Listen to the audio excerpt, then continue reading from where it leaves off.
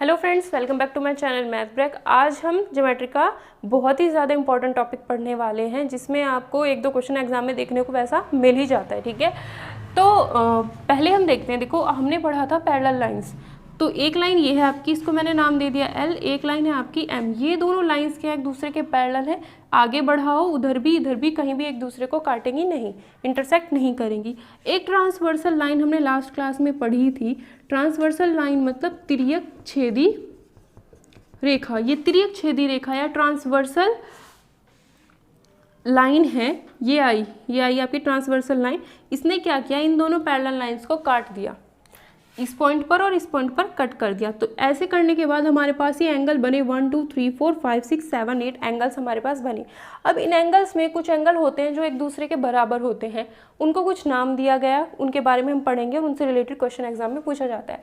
पहला है आपका कॉरस्पॉन्डिंग एंगल या संगत कोण, मतलब एक के साथ में कौन है। ठीक है, देखो ध्यान से देखना, ये लाइन है, इस लाइन के ऊपर 1 और 2 है। अब इस लाइन के इधर सिर्फ 1 है, तो एंगल 1 के कॉरस्पॉन्डिंग कौन सा होगा। नीचे वाली लाइन के लिए भी यही लगाना है, इस लाइन के ऊपर और ये जो लाइन है इस लाइन के इधर कौन है 5। तो एंगल 1 और एंगल 5, एंगल 1 और एंगल 5 एक दूसरे के संगत कोण है या कॉरस्पॉन्डिंग एंगल है। और ये दोनों क्या होते हैं, हमेशा बराबर होंगे अगर ये दोनों लाइंस पैरेलल होंगी तो। ठीक है, नेक्स्ट अब देखो, ये लाइन इससे ऊपर और इसके राइट साइड में 2 बचता है, इसके ऊपर इसके राइट साइड में 6 बचता है। तो 2 और 6 क्या होंगे, कॉरस्पॉन्डिंग एंगल होंगे, और कॉरस्पॉन्डिंग एंगल हमेशा क्या होते हैं, बराबर होते हैं। अब इसी तरीके से इस लाइन के नीचे और इसके लेफ्ट साइड में 4, इस लाइन के नीचे इस लाइन के लेफ्ट साइड में 8, तो 4 और 8 भी क्या हो जाएंगे, एंगल बराबर हो जाएंगे। क्यों, क्योंकि ये कॉरस्पॉन्डिंग एंगल है। और इस लाइन के इधर इस लाइन के नीचे 3, इस लाइन के इधर इस लाइन के नीचे 7, 3 और 7 भी एंगल क्या हो जाएंगे, आपस में बराबर हो जाएंगे, क्योंकि ये सारे क्या हैं आपके कॉरस्पॉन्डिंग एंगल है। बस आपको यही देखना है, इस लाइन के अगर आप ऊपर देख रहे हो और लेफ्ट वाले को देख रहे हो, तो इस लाइन के भी ऊपर और लेफ्ट वाला ही देखना है। 1 और 5 बराबर हो जाएंगे। इस लाइन के ऊपर राइट में, इस लाइन के ऊपर राइट में 2 और 6 बचता है, तो ये दोनों क्या है, बराबर है। तो 1 के लिए 5, 2 के लिए 6, 4 के लिए 8 और 3 के लिए 7 कॉरस्पॉन्डिंग एंगल है। और कॉरस्पॉन्डिंग एंगल हमेशा बराबर होते हैं, ये क्या है आपके संगत कोण। तो इससे रिलेटेड क्वेश्चन एग्जाम में पूछा जाता है। नेक्स्ट आता है आपका इसमें ऑल्टरनेट इंटीरियर। इंटीरियर का मतलब है अंतः, अंतः का मतलब होता है अंदर। तो अंदर कौन से एंगल है, इस लाइन के अंदर ये है, इस लाइन के अंदर है, मतलब इस अंदर तो यही हुआ ना, ये तो बाहर हो गया। तो अंदर 3 4 5 6 एंगल्स हैं। तो ऑल्टरनेट इंटीरियर, ऑल्टरनेट का मतलब है क्रॉस में, इंटीरियर का मतलब अंदर वाले। तो आपको सिर्फ अंदर वाले लेने हैं और क्रॉस में लेने हैं। 4 के साथ क्रॉस कौन जाएगा, 6। 3 के साथ 3 के तो नीचे 6 है, लेकिन क्रॉस में लेके जाओगे तो 5 जाएगा। तो 4 और 6 एंगल बराबर हो जाएंगे और 3 और 5 एंगल बराबर हो जाएंगे। ऑल्टरनेट इंटीरियर का मतलब यही है। एकांतर का मतलब है क्रॉस में चलना है, अंतः का मतलब है अंदर वाले। तो 4 के नीचे तो 5 है वैसे, लेकिन 4 के क्रॉस में 6 जा रहा है, 3 के क्रॉस में 5 जा रहा है।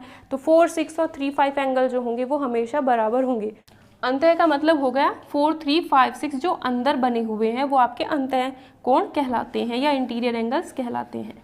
नेक्स्ट आपके पास आते हैं ऑल्टरनेट एक्सटीरियर। एक्सटीरियर मतलब बाह्य, जो बाहर होंगे। बाहर कौन से हैं, लाइन के बाहर ये जा रहा है, लाइन के बाहर ये जा रहा है। एकांतर मतलब क्रॉस में। तो सिंपल 1 के नीचे कौन है, वैसे 1 के नीचे तो 5 है, लेकिन हमें किस में, 1 के नीचे कौन है 4 5, लेकिन हमें तो बाहर वाला लेना है। बाहर वाला कौन है 8, लेकिन हमें क्रॉस में जाना है। तो 1 के क्रॉस में कौन जाएगा 7।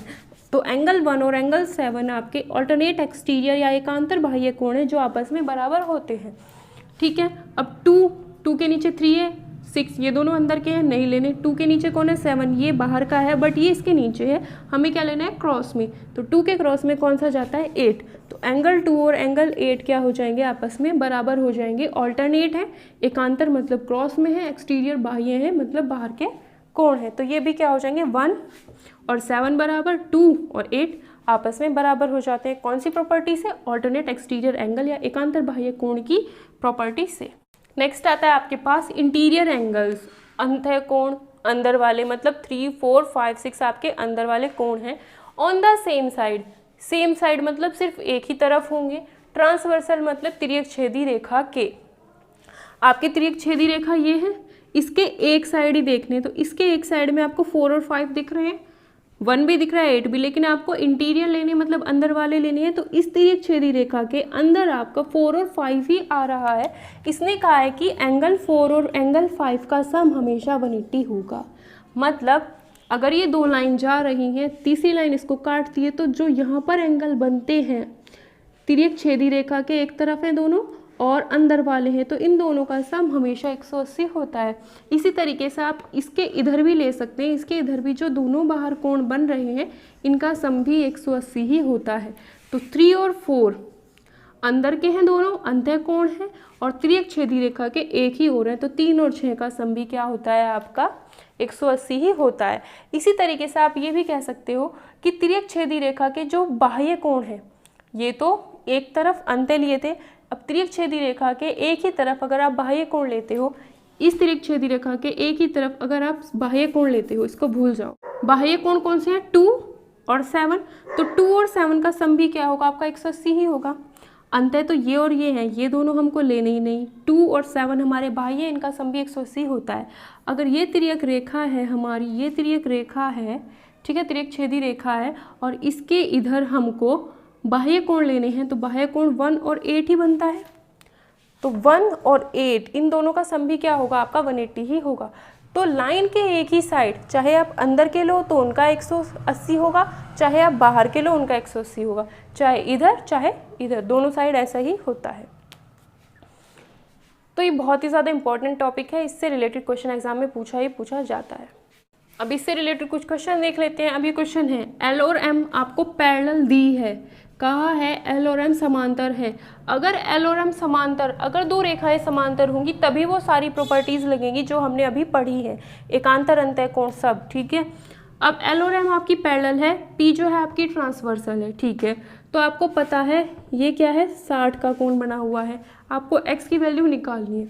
आपको इतना पता है कि अगर ये 60 है, ये लाइन है, इस लाइन के इधर और दोनों ही अंदर वालों का सम होता है 180। अगर ये 60 है तो ये क्या होगा 180, ये होगा आपका, अगर ये 60 है तो दोनों का सम 180 होगा ना। अगर ये 60 है तो 120 होगा, 180 में से इसको घटा दो 120 आ जाएगा।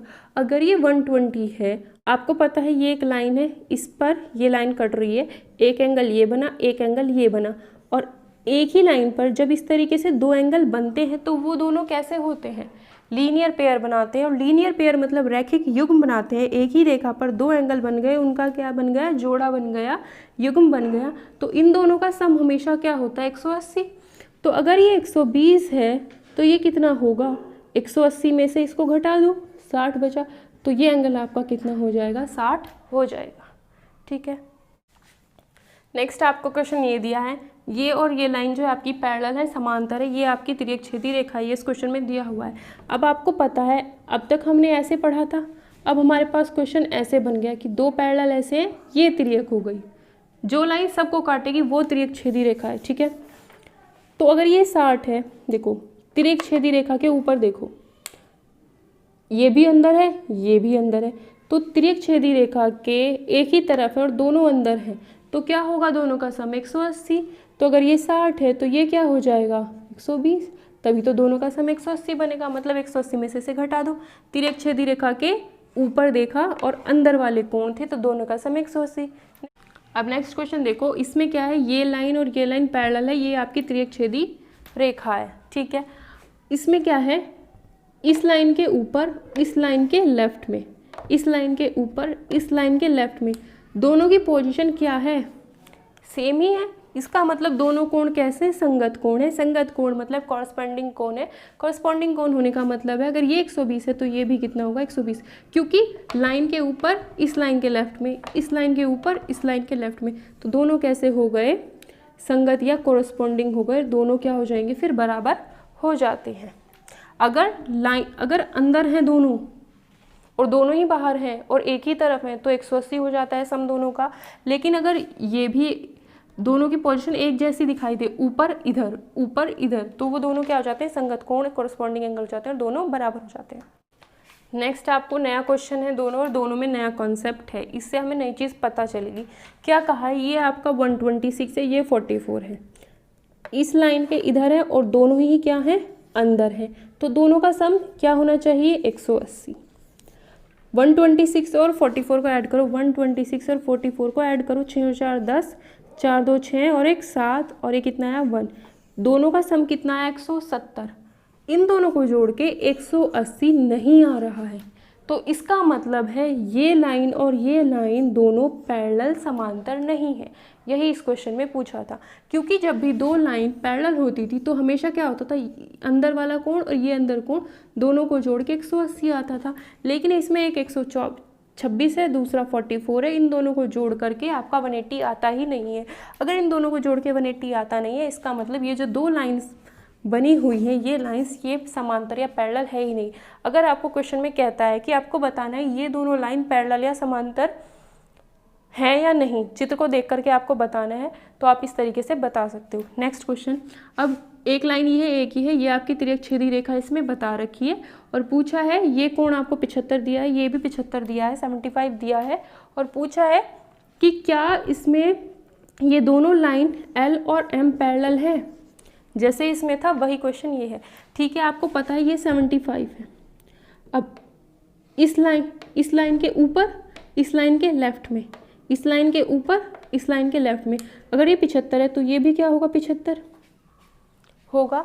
अब ये देखो, एक ये 75 बन रहा है और ये वाला भी 75 बना हुआ है। क्या ऐसा पॉसिबल है?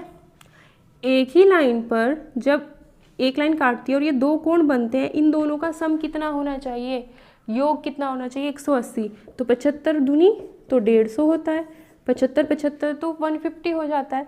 तो इसका मतलब यहाँ पर आपका 180 आना चाहिए था, लेकिन आपका कितना आ रहा है, 150 आ रहा है। इसका मतलब L और M पैरेलल नहीं है। ये पैरेलल का निशान होता है और मैंने इसे ऐसे काट दिया, तो इसका मतलब है पैरेलल या समांतर नहीं है। तो आज की क्लास में हमने सीखा कि पैरेलल लाइंस क्या होती है और उस पर एक तिर्यक-छेदी रेखा हो जाए तो उसमें जो एंगल्स बनते हैं उनके बीच में क्या रिलेशन होता है। इस कॉन्सेप्ट पर बेस्ड एग्जाम में काफ़ी क्वेश्चंस पूछे जाते हैं। अगर आपको ये वीडियो पसंद आती है तो प्लीज़ वीडियो को लाइक कर देना, चैनल को सब्सक्राइब कर लेना, बेल आइकन को प्रेस कर लेना, जिससे जो भी वीडियो अपलोड हो उसका नोटिफिकेशन आपको मिल जाए। और टेलीग्राम ग्रुप का लिंक आपको डिस्क्रिप्शन बॉक्स में मिल जाएगा।